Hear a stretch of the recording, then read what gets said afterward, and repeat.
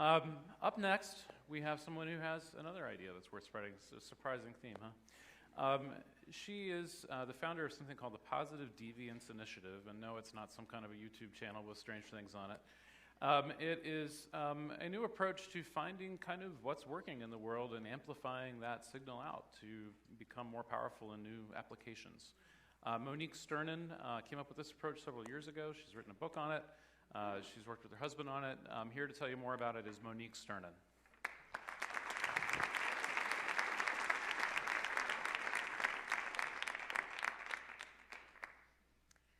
When is the last time you faced an extremely difficult problem and didn't know how to solve it? I'm not talking about your latest computer crash or for me to speak here at the TED Talk. I'm talking about a persistent problem that technology and expert-driven solution alone cannot solve.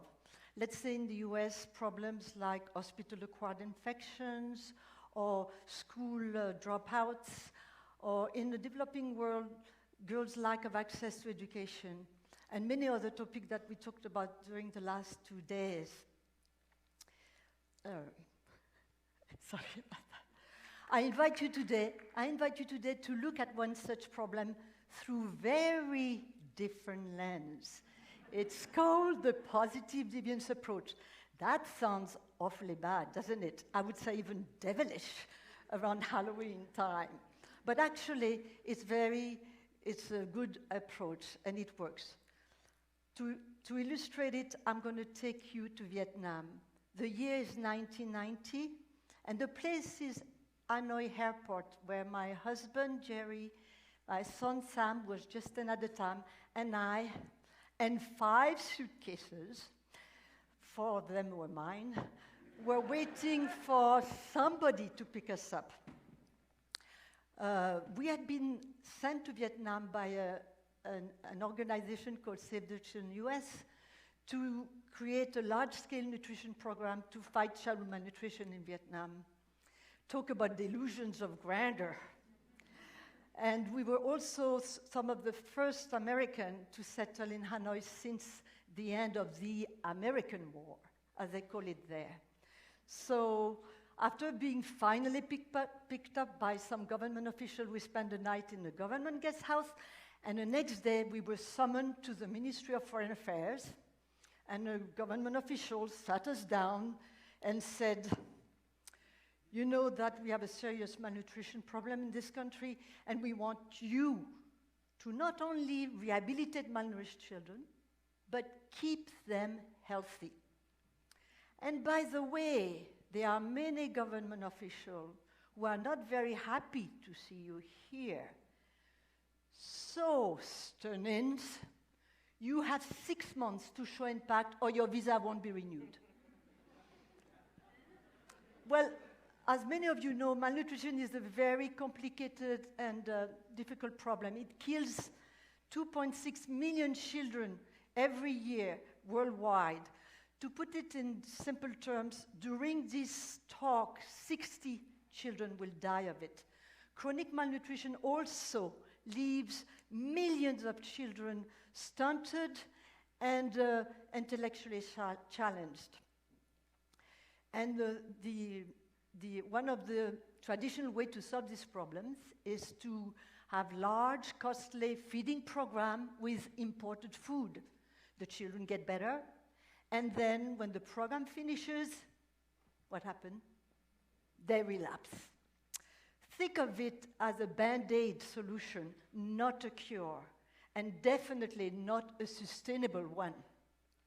In Vietnam at the time, when we went, about 60% of the children under 5 were malnourished.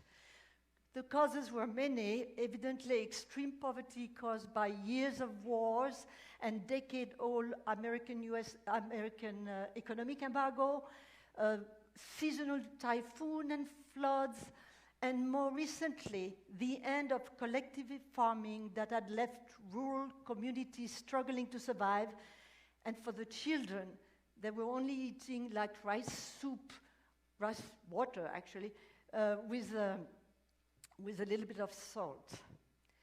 we, the Sternins, we had our own challenges. We had no office, no staff, no supplies.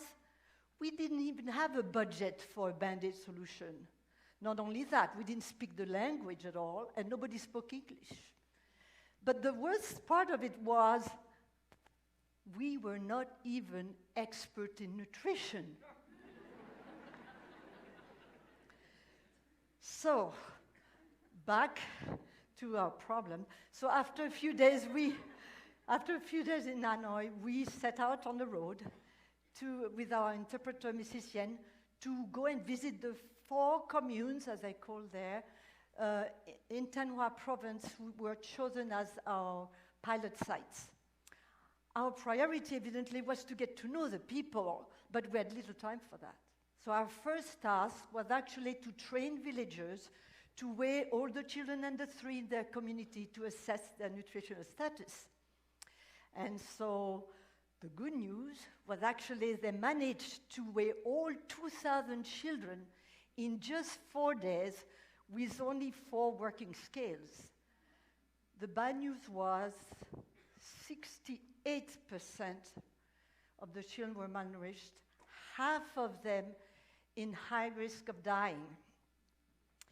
By now, a month had passed, the clock was ticking. We had only 5 months to show impact. So not only that, but the governor of the province ordered us, the American, to bring in trucks of relief food. So what can we do? We were running out of options. What could we do? We had read about nutrition studies in Positive Deviance, which explore why in communities with very vulnerable communities with high level of malnutrition, there were always some healthy children among the poorest families. Could we find such children here? Well, the answer was there in plain sight. In each village, after the leaders had shared the result of the findings with the community, we turned to the women who had the list of children and the nutritional status in their hands, and we asked them, look at your list. Are there any well-nourished children from a very, very poor family on it? And we waited. They looked at their list, and some of them said, yes, yes, yes. And we said, you mean it's possible today in your village for a very poor family to have a healthy child? They said, they looked at the list and they said, yes, yes, So we said, well, let's go and find out what they're doing. And that's just what we did as we accompanied villagers to do home visit to these families. What did they find? They discovered that this very poor family were feeding their children tiny shrimps or crabs from the rice paddies together with sweet potato leaves. Nutritious food that was actually considered taboo at the time.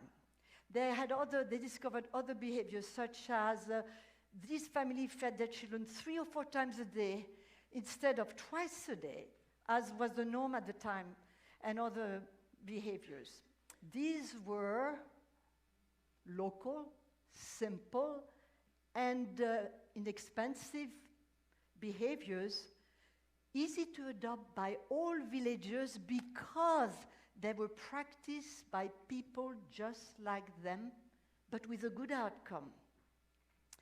So next, the villagers wondered what to do with these findings. So first they thought that they should tell people what to do. We all know that doesn't work. They wanted to do it through loudspeakers everywhere. And then they finally decided to create an opportunity for the poor family with malnourished children to actually practice those behaviors.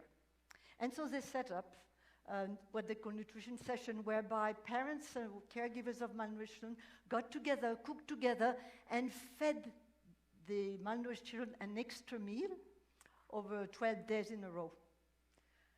But to participate in this program, there was a catch. The people had to contribute food.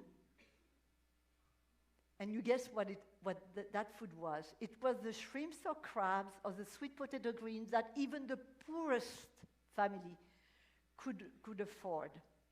So after 3 months, the government team came and weighed all the children again, and they discovered that 40% of the children had been rehabilitated.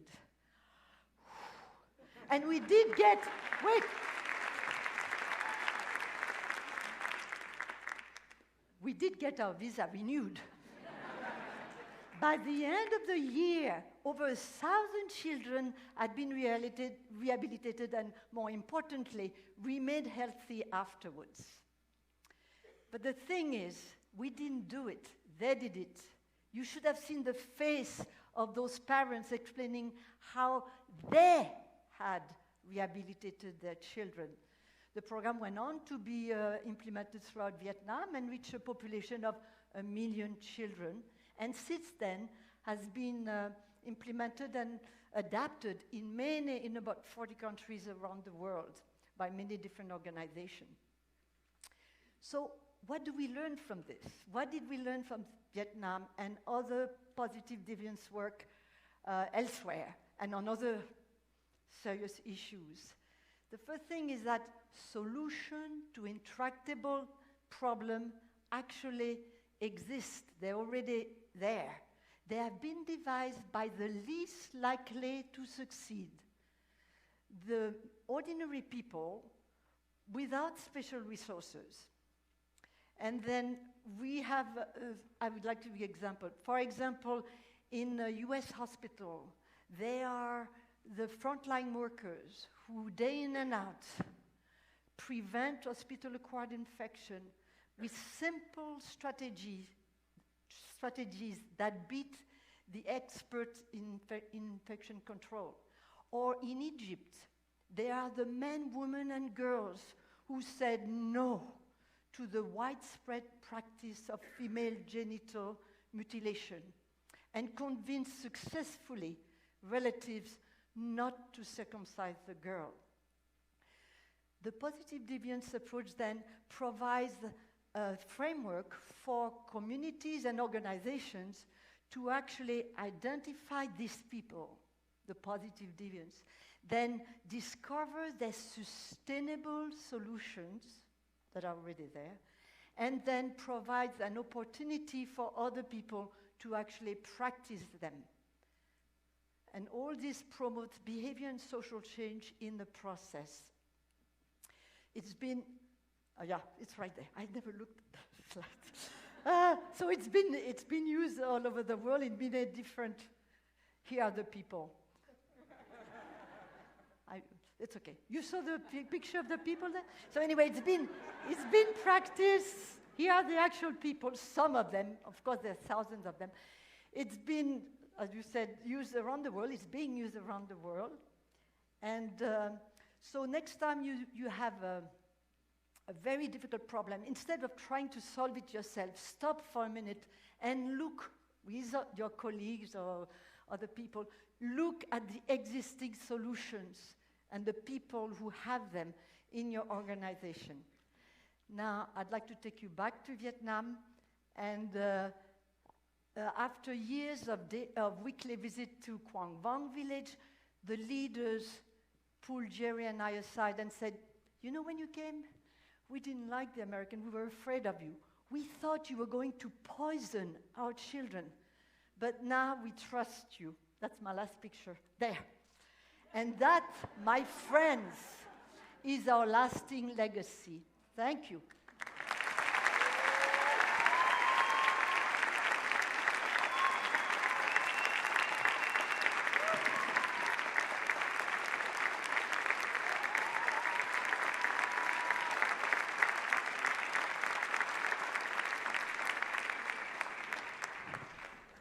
What an inspiration.